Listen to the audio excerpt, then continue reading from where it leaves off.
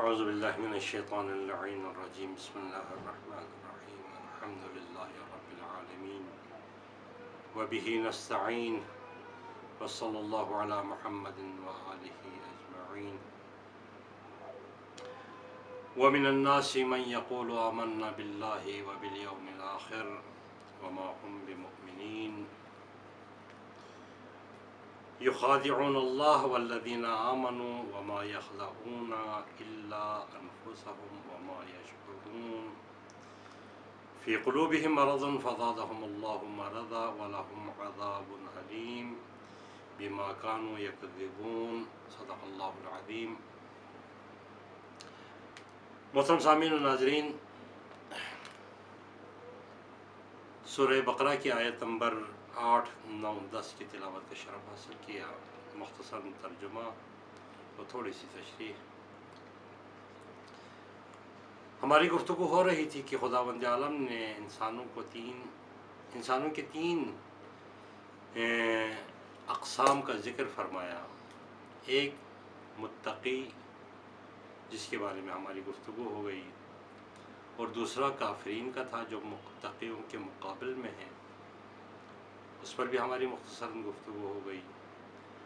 آج بحث اس تیسرے گروہ کا ہے جسے قرآن مجید میں خداوند عالم نے منافقین کے نام سے پکارا گیا ہے۔ منافقین اسے کہتے ہیں جو نہ ادھر کے ہوں نہ ادھر کے ہوں، اور وہ لوگ ہیں جنہوں نے اسلام کو پھلتے پھولتے ہوئے دیکھا تو اسلام سے الگ رہنا ان کی گنجائش میں نہیں تھی، اس لیے دل سے تو اسلام کو پسند نہیں کرتے تھے۔ وہ نہیں چاہتے تھے کہ اسلام پھلے پھولے، اسلام کی نشو و نما ہو، اسلام پھیل جائے، وہ پسند نہیں کرتے تھے۔ کیونکہ اس میں ان کی سرداری کے لیے خطرہ تھا۔ تو دل سے جو اسلام کو نہیں چاہتے تھے، لیکن اسلام کے بغیر ان کا گزارا بھی نہیں تھا۔ جب رسول پاک مکہ سے مدینہ تشریف لائے اور جنگ بدر کے بعد اسلام، یہ منافقین کی ترویج ہوئی، منافقین پھیلنے لگے، زیادہ لوگ منافقین ہونے لگے، وہ مدینے میں ہوئے، اور ان کی نشاندہی کرتے ہوئے، منافق کی نفاق کی تفسیر کرتے ہوئے، اور اس کے بعد نفاق کو ایک بیماری قرار دیتے ہوئے، پھر منافقین کی خصوصیات کو بیان کرتے ہوئے، اس کے بعد خداوند عالم نے اس منافقین کو فساد فی الارض، مفسد فی الارض قرار دیا ہے۔ پوری یہ تقریباً 6-7 آیات ہیں مسلسل منافقین کے بارے میں، کوشش کریں گے انشاءاللہ ہو جائے سب پہ۔ فرمایا وَمِنَ النَّاسِ مَن يَقُولُ آمَنَّا بِاللَّهِ وَبِالْيَوْمِ الْآخِرِ۔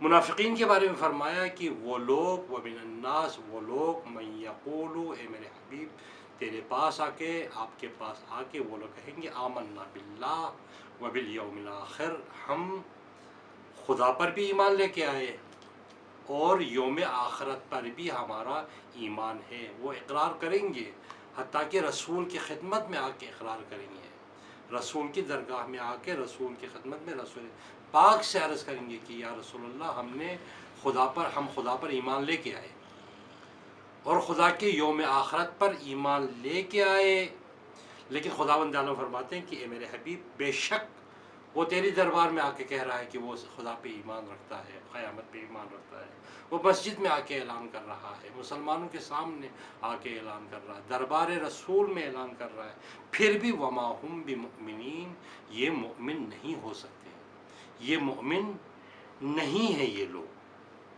ایک اور یہ لوگ کیا چاہتے ہیں؟ یہ لوگ یخادعون اللہ والذین آمنوا، یہ لوگ رسول کے پاس آ کے، مومنین کے درمیان آ کے اپنے آپ کو ایماندار کہلوانا، خدا پر ایمان اور آخرت پہ ایمان کا دعویٰ کرنا، یہ کیا ہے؟ یخادعون، یعنی یہ لوگ دھوکہ دیتے ہیں، یہ لوگ چاہتے ہیں کہ رسول کو دھوکہ دے، یہ لوگ چاہتے ہیں کہ مومنین کو دھوکہ دے، یہ لوگ چاہتے ہیں کہ مسلمانوں کو دھوکہ دے۔ خداوند عالم نے فرمایا یخادعون اللہ، یہ خدا کو بھی دھوکہ دینا چاہتے ہیں، والذین آمنوا، اور جو صاحب ایمان ہیں ان کو بھی دھوکہ دینا چاہتے ہیں۔ تو خداوند عالم نے فرمایا، کیا فرمایا؟ یہ لوگ یہ چاہتے ہیں کہ خدا کو دھوکہ دے، مومنین کو دھوکہ دے، رسول پاک کو دھوکہ دے۔ اصل میں یہ آیتیں صرف رسول کے دور کے ان منافقین کے لیے نہیں ہیں، بلکہ یہ قیامت تک کے منافقین کے لیے ہے۔ خداوند عالم نے ایک اصول پیش کیا ہے، فرمایا کہ یخادعون اللہ والذین آمنوا، یہ خدا کو دھوکہ دینا چاہتے ہیں اور مومنین کو دھوکہ دینا چاہتے ہیں جھوٹ کے ذریعے۔ تو خداوند عالم نے فرمایا وما یخادعون الا انفسهم، یہ نہ خدا کو دھوکہ دے سکتے ہیں، نہ ان کی باتوں سے مومنین کو دھوکہ ہو سکتا ہے، بلکہ یہ اپنے نفس کو دھوکہ دے رہے ہیں۔ یہ جھوٹ بول کے، ظاہری اسلام کا لبادہ اوڑھ کے، ظاہری ایمان کا لبادہ اوڑھ کے، دل کے اندر بغل میں کفر و بت کو رکھ کے، ظاہری اسلام کا دعویٰ کر کے، یہ نہ خدا کو دھوکہ دے رہے ہوتے ہیں، نہ مومنین کو ان کے دھوکے سے کوئی نقصان ہوتا ہے، بلکہ یہ اپنے آپ کو دھوکہ دیتے ہیں۔ کیوں؟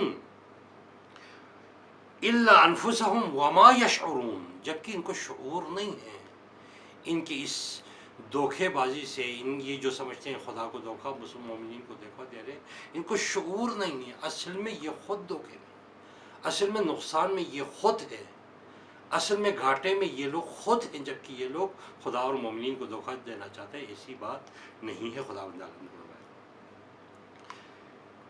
اس کے بعد خداوند عالم نے فرمایا کہ اس کے بعد کی آیت میں اس دھوکہ بازی کو، جو مومنین اور خدا کو دھوکہ دے رہے ہیں، یہ نفاق جو ہے ایک بیماری قرار دیا خداوند عالم نے۔ فی قلوبہم مرض، خداوند عالم نے فرمایا ان کے دلوں میں مرض ہے، یہ لوگ بیمار ہیں۔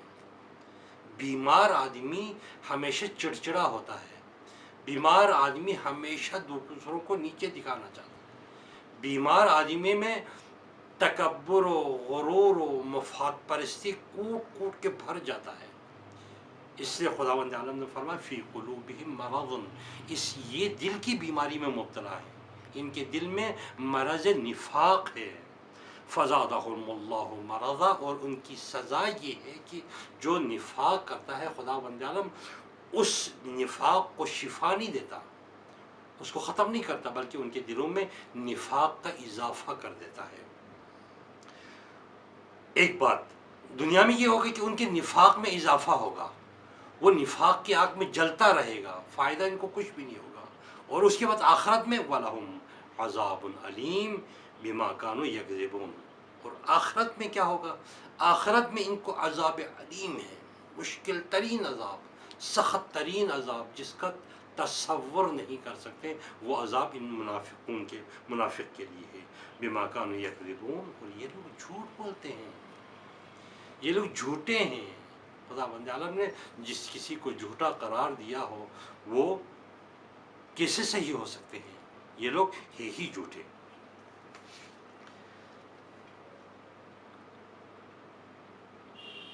اس کے بعد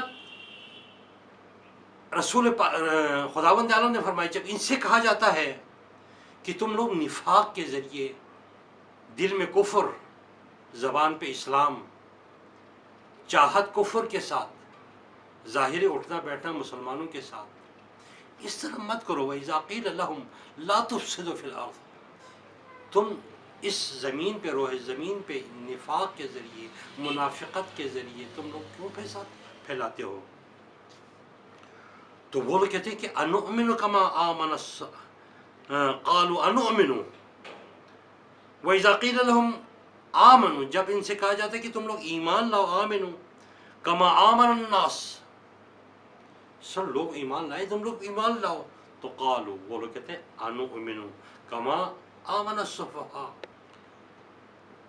وَإِذَا قِيلَ لَهُمْ آمنوا، جب ان سے کہا جاتا ہے کہ تم لوگ ایمان لے آؤ، آمن الناس، تو وہ لوگ کہتے ہیں کہ قالوا انؤمن کما آمن السفہاء، ہم بیوقوف تھوڑی ہیں، جو ان مسلمانوں کے ساتھ، جو ان ایمانداروں کے ساتھ ایمان لے کے آئے، اسلام میں کیا رکھا ہے؟ آخرت یہ نہیں، جو ان کا اعتبار نہیں ہوتا، ان کا ایمان نہیں ہوتا۔ اور جو صاحب ایمان ہیں، جنہوں نے، جو صاحب اسلام ہیں، جنہوں نے اپنا سب کچھ ایمان اسلام پر قربان کیا ہے، وہ لوگ ان کو بیوقوفی سمجھتے ہیں، کہتے ہیں کہ انؤمن کما آمن السفہاء، ہم ان بیوقوفوں کی طرح ہم بھی ایمان لے کے آئے، ہم بھی مسلمان ہو جائیں۔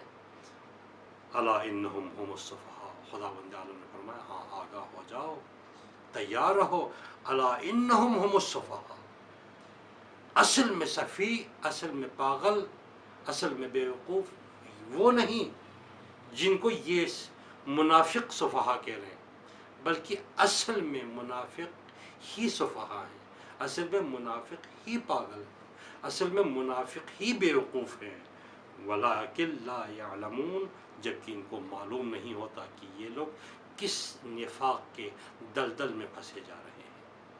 پاک پروردگار ہم سب کو اپنے دلوں سے نفاق نکالنے کی توفیق عطا